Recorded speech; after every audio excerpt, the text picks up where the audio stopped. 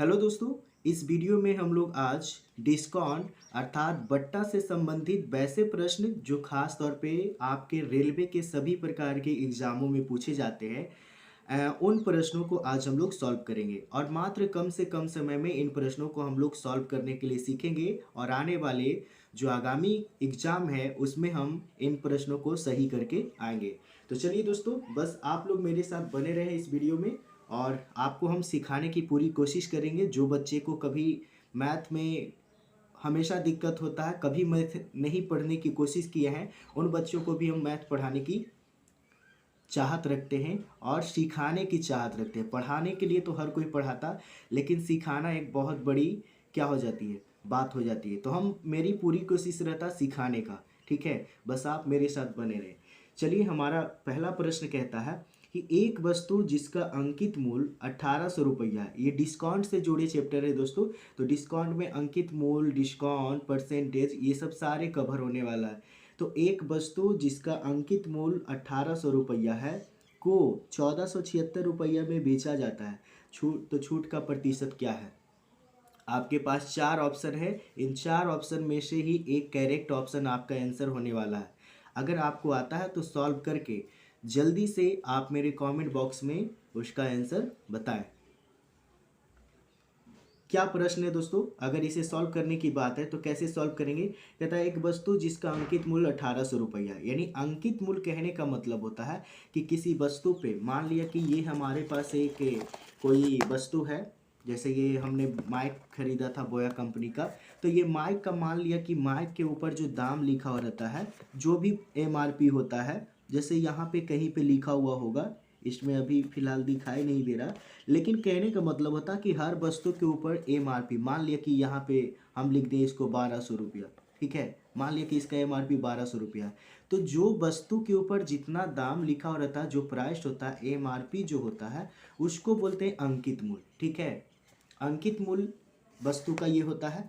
तो कहता अंकित मूल्य 1800 रुपया और 1476 में उसको बेच दिया जाता है। अर्थात जितना वस्तु पे लिखा हुआ है उससे कम में बेचा जा रहा, अर्थात कुछ छूट दे रहा। तो कितने परसेंट का छूट दिया जा रहा है? तो पहले आपको इसमें क्या निकालना है कि कितने रुपया का छूट दिया जा रहा है। तो 1800 रुपया अंकित मूल्य था, तो इसमें से हम घटा देंगे विक्रय मूल्य को, तो क्या हो जाएगा, ये निकल जाएगा। मान लिया कि इसको हम घटाएंगे तो ये निकल कर आता है 324 रुपया।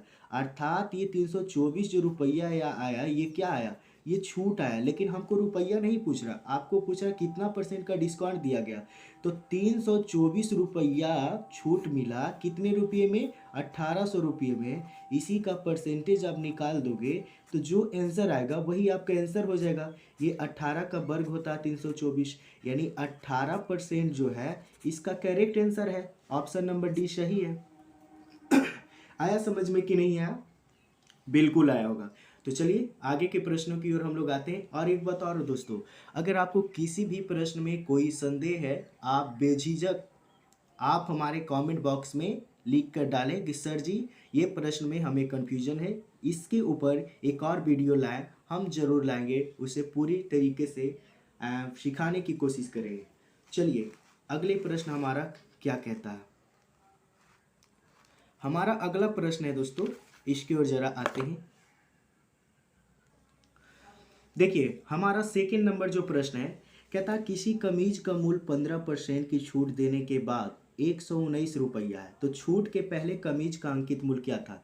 यानी एक कमीज का जो मूल्य है वो 15% छूट देने के बाद 119 रुपया हो जाता है। तो छूट के पहले कमीज का अंकित मूल्य, यानी जैसे यहाँ पे हमने बताया था ना कि ये वस्तु का एमआरपी 1200 रुपया है, लेकिन यहाँ पे एमआरपी नहीं बता रहा है कि एक वस्तु है, उस वस्तु यानी कमीज है, कमीज पे 15% छूट दिया जाता है।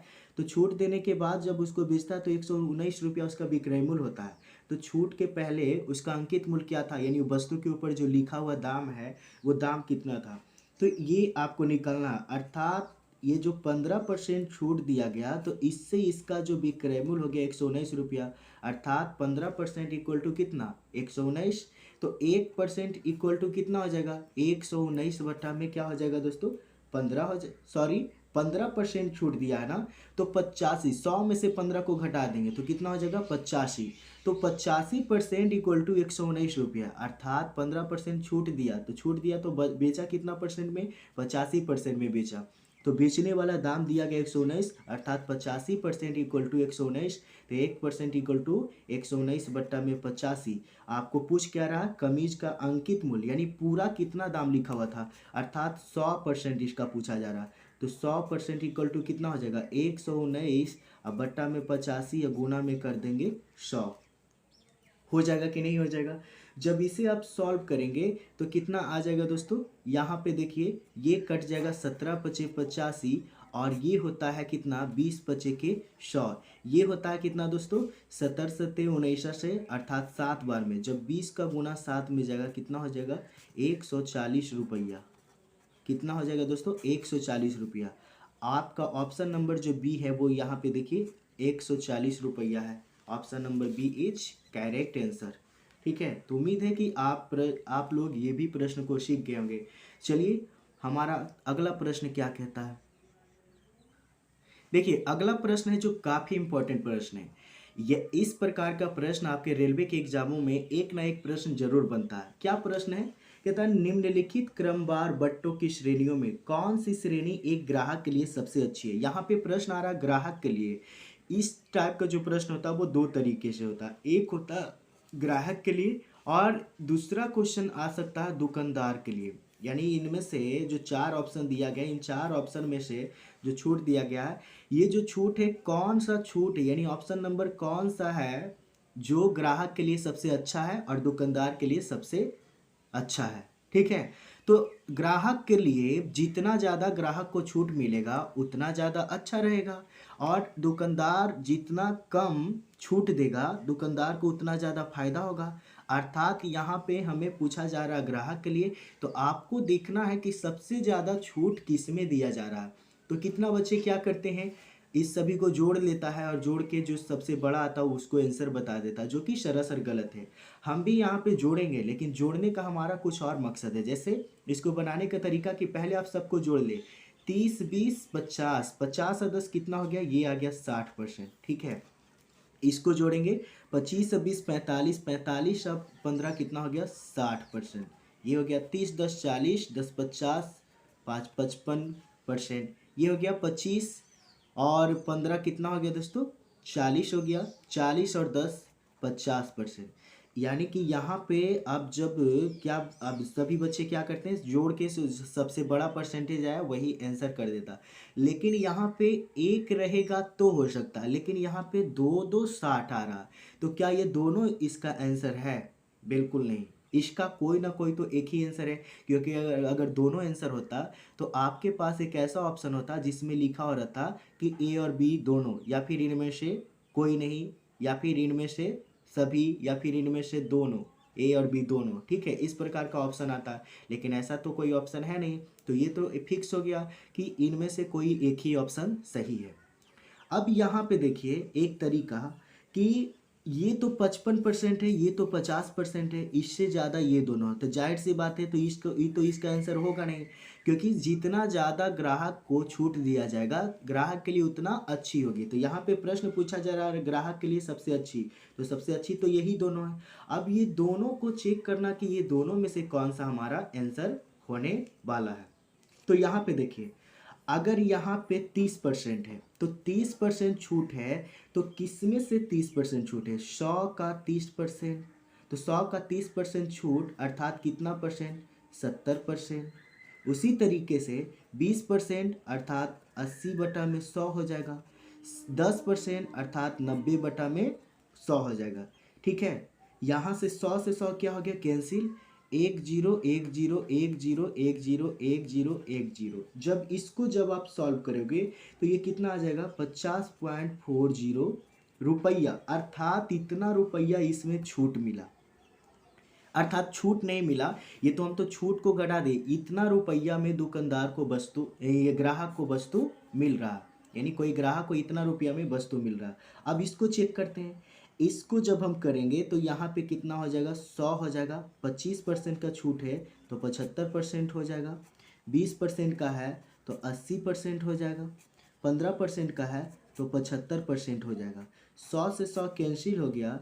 ठीक है, जब आप सॉल्व करोगे तो ये आता है 51 रुपया। अर्थात इसमें ये पता चला कि ग्राहक को 51 रुपया में कोई वस्तु दिया जाएगा, लेकिन यहाँ पे ग्राहक को 50 रुपया 40 पैसा में वस्तु दिया जा रहा। अब आप बताइए कि सबसे सस्ता वस्तु कौन दे रहा है? ये तो 51 रुपया ज़्यादा हो जाता है। 50.400 रुपया है, यानी 50 रुपया 40 पैसा जो वस्तु का दाम है ये कम है 51 रुपया से। अर्थात कोई भी ग्राहक कम पे लेगा तब उसके लिए अच्छा होगा। अर्थात ये वाला जो छूट है ये सबसे ज़्यादा इसको छूट दिया जा रहा, सबसे ज़्यादा छूट दिया जा रहा, तब तो इसको कम पैसा देना पड़ रहा है। इसमें ज़्यादा देना पड़ रहा है, इसमें कम देना पड़ रहा है, तो जो कम होगा वही हो जाएगा आंसर। तो ऑप्शन नंबर ए है जो इसका करेक्ट आंसर हो गया। उम्मीद है कि आप लोग समझ गए होंगे।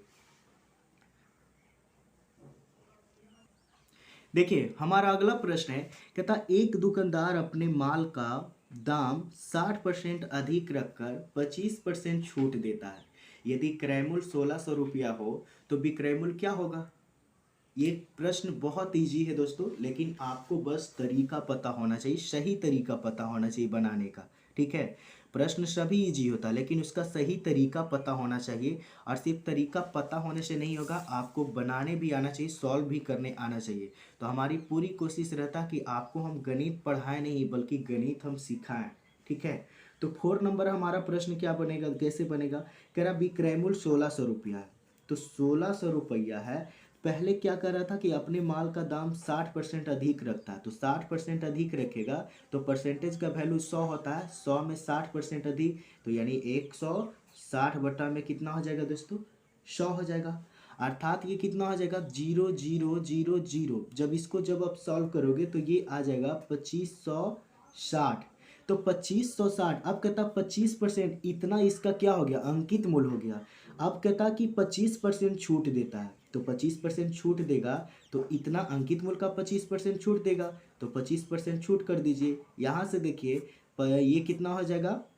25 चौके के 100, जब 4 से इसमें भाग देंगे तो ये आप कितना हो जाएगा? 1920 रुपया। कितना हो जाएगा दोस्तों? 1920 रुपया। अर्थात 1920 रुपया ऑप्शन नंबर कौन सा है? ऑप्शन नंबर ए है।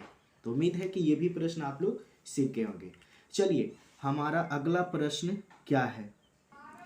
देखिए हमारा अगला प्रश्न और आखिरी प्रश्न, इस वीडियो में हम लोग मात्र 5 क्वेश्चन को देखेंगे और बहुत कम समय में 5 क्वेश्चन सीख रहे हैं। इसमें कोई हैरान होने की बात नहीं है। अगर आप मात्र 10 से 15 मिनट में अगर 5 क्वेश्चन भी कवर कर लेते, सीख लेते हैं, तो आप आने वाले एग्जाम में सारे प्रश्न को सॉल्व करके आएंगे, क्योंकि आपके पास अभी समय है। आप 5 क्वेश्चन 10 क्वेश्चन डेली सीखें और डेली सीखते सीखते महीना 2 महीना में आप काफ़ी सारे प्रश्न सीख सकते हैं और उनके द्वारा आप किसी भी एग्ज़ाम में सिलेक्शन पा सकते हैं। ठीक है, तो चलिए हमारा आखिरी प्रश्न क्या है? कहता 30%, 20% और 10% के क्रमिक बट्टों के समतुल्य एकमात्र बट्टा है। यानी कि ये सभी जो बट्टा है, ये सभी के बट्टे का जो एक बड़ा बट्टा है वो कौन है? अब कितना बच्चे क्या करता है? इसको जोड़ देता है, जोड़ के जो आंसर आता है वही बता देता है, जो कि गलत है। ये जोड़कर कुल नहीं इसका बट ये इसका मतलब ये नहीं है कि 30%, 20% या 10%, 60% ये तीनों के बराबर होगा, ऐसा नहीं है, गलत है। ये कैसे बनता है दोस्तों? यहाँ पे आपको करना होगा तरीका। क्या तरीका अपनाना होगा? कि जैसे कोई भी परसेंटेज का वैल्यू 100 होता है, 100 में 30% का छूट दिया जा रहा है, बट्टा मतलब छूट होता है, तो 100 में 30 का छूट बच्चा कितना? 70%, गुना फिर कितना छूट है? 20%, बच्चा कितना? 80, फिर कितना छूट है? 10%, बच्चा कितना? 90 बचा। 90 बटा में 100 कर देंगे। जब इतना आप करोगे क्या आ जाएगा दोस्तों? 100 से 100 तो पहले खल्लास हो गया, कैंसिल हो गया, 0 0 0 0, यहाँ पे 0 0 हो गया ना। ये हो गया 4 दूनी के 8 और ये हो गया 5 दूनी के 10। यहाँ पे बचा कितना? 7 इंटू 4 इंटू 9, अब बट्टा में बच गया आपका कितना? 5 बच गया। बट्टा में कितना बच गया दोस्तों? 5, है ना। बट्टा में कितना बच गया? 5 बच गया। तो जब 5 बच ही गया तो आप इसको कैसे सॉल्व करोगे? 100 गुने 70 बटा में 100, 80 बटा में 100 और 90 बटा में 100। 7 चौके 28 और 28 में 9 से गुणा करेंगे तो कितना हो जाएगा 28 गुने 9, 8 9 72 के 2, अर्थात कहीं पे ये मिस्टेकिंग हो रहा है, ये कट नहीं रहा। आपको तरीका यही अपनाना है।